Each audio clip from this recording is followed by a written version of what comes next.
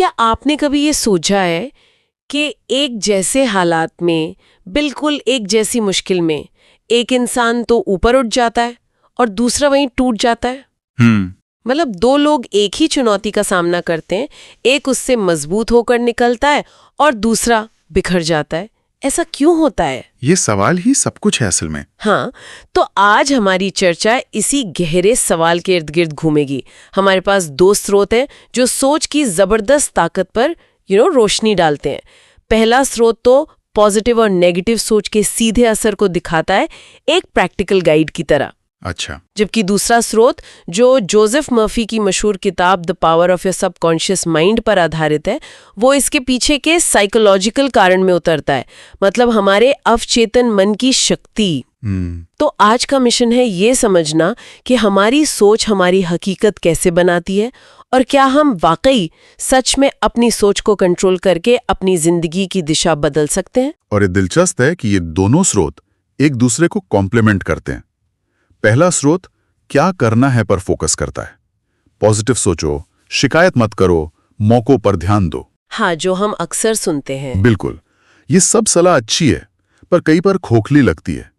लेकिन दूसरा स्रोत, मर्फी की किताब वाला, हमें उस क्यों की गहराई में ले जाता है। मतलब ये काम कैसे करता है? एग्जैक्टली। वो हमें इंजन का हुड खोलकर दिखाता है कि ये सब काम कैसे करता है। यही अवचेतन मन का सिद्धांत है। बिना क्यों समझे क्या करना अक्सर एक बोझ लगता है, लेकिन जब आप साइंस समझ जाते हैं तो ये एक ताकत बन जाती है। सही बात है। असल फर्क किस्मत का नहीं, हमारी अंदरूनी प्रोग्रामिंग का है। ठीक है, तो फिर इसी अंदरूनी प्रोग्रामिंग के उस हिस्से से शुरू करते हैं जो शायद हम सबको सबसे ज्यादा परेशान करता है, नेगेटिव सोच। पहले स्रोत में इसे एक धीमे जहर की तरह बताया गया है, जिसका असर हमें पता ही नहीं चलता जब तक बहुत देर ना हो जाए। सही। ये सिर्फ बुरा फील करने के बारे में नहीं है, इसके बहुत कॉन्क्रीट नतीजे होते हैं। जैसे आत्मविश्वास का खत्म हो जाना, हर मौके में खतरा नजर आना और हर असफलता के लिए खुद को ही दोषी ठहराना। बिल्कुल, और ये एक चक्रव्यूह की तरह काम करता है। एक नेगेटिव विचार दूसरे को जन्म देता है और धीरे धीरे इंसान उसमें फंसता चला जाता है। ये चक्रव्यूह असल में दिखता कैसा है? मतलब मान लीजिए किसी को एक बड़ी प्रेजेंटेशन देनी है, वो तैयारी कर रहा है लेकिन अंदर एक आवाज चल रही है, और छोटी सी आवाज। हाँ वही, पिछली बार भी तो गड़बड़ हुई थी, लोग तुम्हें जज करेंगे, तुमसे नहीं होगा। ये सिर्फ एक डर नहीं है, ये कहानी है जो इंसान खुद को सुना रहा है।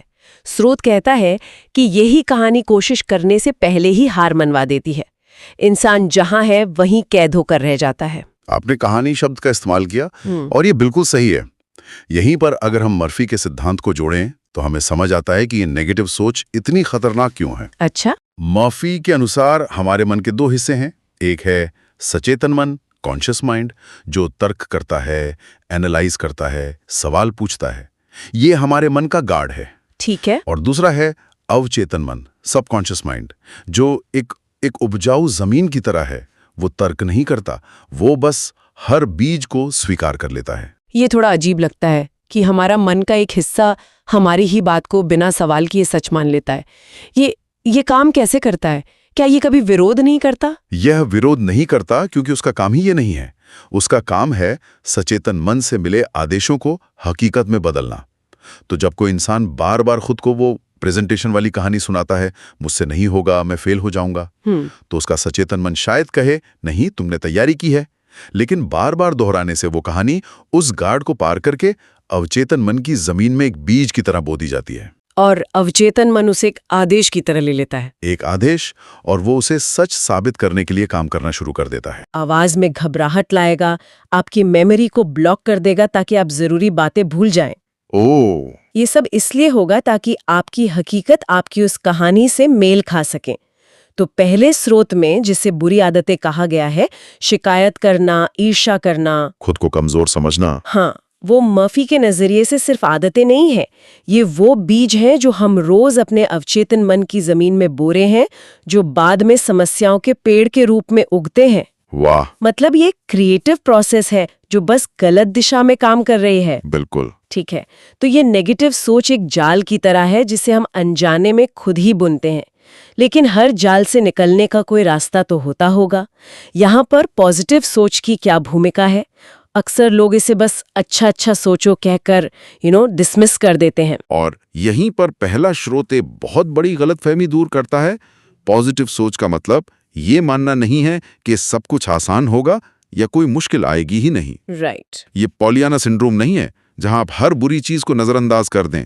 ये यथार्थ से भागना नहीं है। तो फिर ये है क्या? स्रोत इसकी क्या परिभाषा देता है? स्रोत इसे एक भरोसे के रूप में, एक बिलीफ के रूप में देखता है।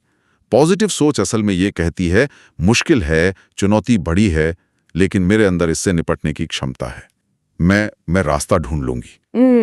ये अंधविश्वास नहीं बल्कि आत्मविश्वास है। बिल्कुल, ये मानकर चलना है कि समाधान मौजूद है, बस उसे खोजना है।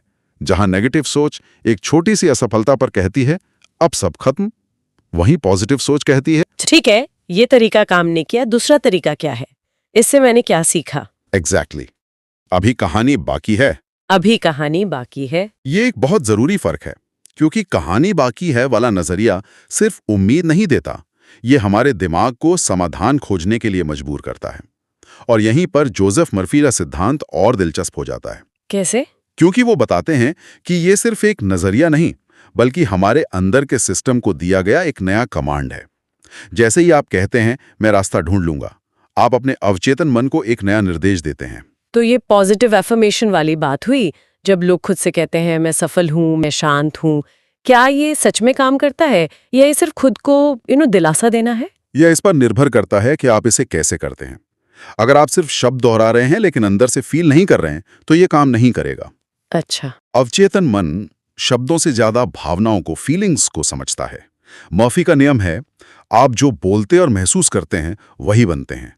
जब कोई पूरे विश्वास और भावना के साथ कहता है मैं शांत और फोकस्ड हूं, तो ये अवचेतन मन के लिए एक स्पष्ट निर्देश बन जाता है। और फिर वो उसे सच करने में लग जाता है। हाँ, फिर अवचेतन मन शरीर में ऐसे केमिकल चेंजेस करता है जिससे शांति महसूस हो, दिमाग को उन विचारों पर केंद्रित करता है जो समाधान की ओर ले जाएं। इसका मतलब जैसा आप भीतर सोचते हैं वैसा ही बाहर दिखाई देता है। ये सिर्फ एक कहावत नहीं है, इसके पीछे एक पूरा मैकेनिज्म है। निश्चित रूप से हमारा अवचेतन मन एक फिल्टर की तरह काम करता है। अगर आपके अंदर यह विश्वास है कि अवसर हर जगह हैं, तो आपका अवचेतन मन आपको उन अवसरों को देखने में मदद करेगा जिन्हें दूसरे लोग नजरअंदाज कर देते हैं। और अगर विश्वास है कि लोग धोखेबाज होते हैं तो आपका ध्यान हमेशा लोगों के उस व्यवहार पर जाएगा जो इस बात की पुष्टि करता हो। सही बात है। पहले स्रोत का वो उदाहरण याद है? 2 लोग एक ही जगह से शुरू करते हैं। एक सोचता है मेरे पास साधन नहीं है, और वो रुक जाता है। हाँ, उसका अवचेतन मन इस बात को पकड़ लेता है और उसे हर तरफ साधनों की कमी ही दिखाता है। नतीजा वो वहीं रुक जाता है। दूसरा सोचता है जो है उसी से शुरू करता हूं, मैं साधन बना लूंगा।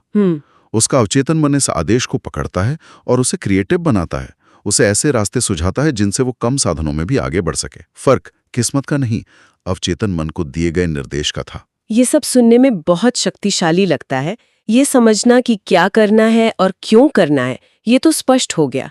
लेकिन अब सबसे जरूरी सवाल पर आते हैं, जो हमारी चर्चा का सबसे प्रैक्टिकल हिस्सा है। हम इसे असल में कैसे करें? दी हाउ टू। हाँ, द हाउ टू। हम जानबूझकर कॉन्शियसली अपने अवचेतन मन को रीप्रोग्राम कैसे कर सकते हैं? मर्फी की किताब पर आधारित स्रोत में सोने से पहले के रहस्य का जिक्र है। ये क्या है? हाँ, ये इस पूरी थ्योरी का आप कह सकते हैं सार है। मर्फी कहते हैं कि सोने से ठीक पहले के 5-10 मिनट और सुबह उठने के तुरंत बाद के 5-10 मिनट, ये वो समय है जब हमारा अवचेतन मन सबसे ज्यादा खुला और रिसेप्टिव होता है। वाह, ये तो बहुत आसान लगता है। शायद इतना आसान कि यकीन करना मुश्किल हो। क्या सच में बस सोने से पहले कुछ सोचने से इतना बड़ा असर हो सकता है? इसमें लोगों को सबसे बड़ी चुनौती क्या आती होगी? आपका सवाल बिल्कुल सही है, और चुनौती भी यही है कि ये बहुत आसान लगता है। इसके पीछे का साइंस समझना जरूरी है।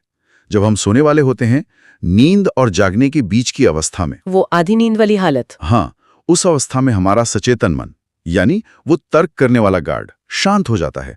वो दिन भर के काम से थक चुका होता है, उसकी आलोचना करने की शक्ति कम हो जाती है। अच्छा। इस वजह से जब हम उस अवस्था में कोई सुझाव, कोई विचार अपने मन में लाते हैं, तो वो बिना किसी प्रतिरोध के, बिना किसी लेकिन या अगर के सीधे अवचेतन मन की जमीन में चला जाता है। जैसे गार्ड अपनी पोस्ट पर सो गया हो और आप कोई भी संदेश सीधा किले के अंदर पहुंचा सकते हैं। बिल्कुल सही एनालॉजी है। तो उस समय हमें क्या करना और क्या नहीं करना चाहिए? करने योग्य बात यह है कि आप उस परिणाम की कल्पना करें जो आप चाहते हैं, उसे हकीकत की तरफ फील करें। अगर आप स्वास्थ्य चाहते हैं तो महसूस करें कि आप पूरी तरह स्वस्थ हैं, या बस एक छोटा पावरफुल वाक्य दोहराएं, जैसे मेरे जीवन में सब कुछ मेरे भले के लिए काम कर रहा है। और क्या नहीं करना चाहिए? और न करने योग्य बातें जो ज्यादातर लोग करते हैं वो हैं दिन भर की समस्याओं को लेकर सोचना, किसी से हुई बहस को मन में दोहराना, या कल की चिंताओं में डूब जाना। क्योंकि वो नेगेटिव विचार और भावनाएं भी उतने ही प्रभावी ढंग से अंदर चली जाएंगे और आपकी समस्याओं को और मजबूत करेंगी। और ये कोई जादू की छड़ी नहीं है जो एक रात में सब कुछ बदल देगी, है ना? बिल्कुल नहीं। दूसरा स्रोत साफ कहता है कि ये एक धीमी प्रक्रिया है। आप बीज आज बोते हैं, लेकिन पौधे को उगने में समय, धैर्य और लगातार पोषण की जरूरत होती है। हर रात जब आप एक पॉजिटिव विचार के साथ सोते हैं तो आप उस बीज को पानी दे रहे होते हैं।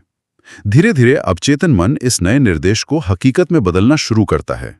वो हालात बदलेगा, मौके पैदा करेगा, सही लोगों से मिलवाएगा, आपके अंदर नए आइडियाज डालेगा। एग्जैक्टली।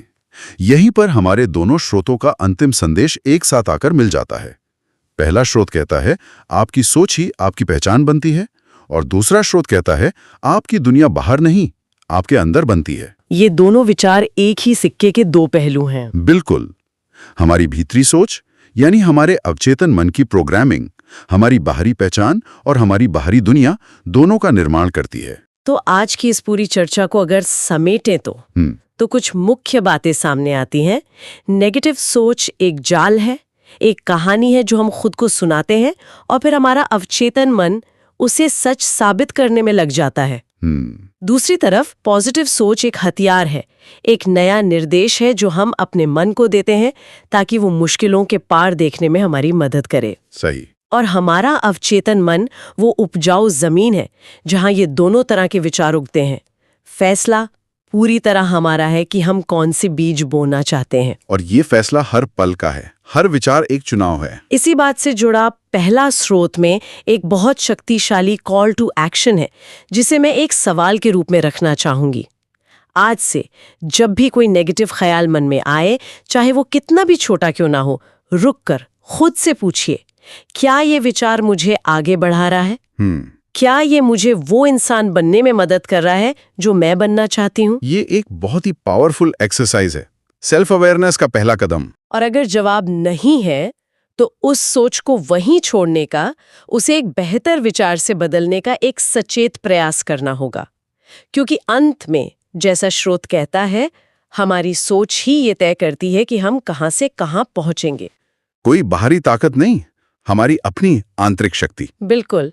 इस चर्चा को खत्म करते हुए मैं एक अंतिम विचार छोड़ना चाहूंगा जो श्रोताओं को और गहराई में सोचने पर मजबूर करे। जरूर। दोनों स्रोतों में यह स्पष्ट है कि जो हम बार बार सोचते या कहते हैं, हमारा अवचेतन मन उसे सच मान लेता है।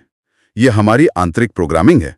लेकिन ये सोचने वाली बात है कि जिस माहौल में हम रहते हैं, मतलब हमारे आसपास, हाँ, जो समाचार हम 24 घंटे देखते हैं, जो सोशल मीडिया फीड हम स्क्रॉल करते हैं, हमारे आसपास के लोग जिन डर और चिंताओं की बातें करते हैं, अगर वहां से लगातार नकारात्मक संदेशों की बमबारी हो रही हो तो हमारे अवचेतन मन पर उस बाहरी प्रोग्रामिंग का क्या असर होता होगा? ये तो एक तरह का अदृश्य सम्मोहन हुआ। एक अदृश्य धीमी गति का सम्मोहन। तो सवाल यह है कि इस बाहरी प्रोग्रामिंग को जो अनजाने में हमारे अंदर हो रही है, उसे पहचानने और बदलने के लिए कितने सचेत और लगातार आंतरिक प्रयास की जरूरत होगी? क्या सिर्फ 5 मिनट का रात का अभ्यास उस 16 घंटे की बाहरी प्रोग्रामिंग का मुकाबला कर सकता है? या फिर हमें अपने सूचना के स्रोतों को भी उतनी ही सावधानी से चुनना होगा जितना हम अपने विचारों को चुनते हैं?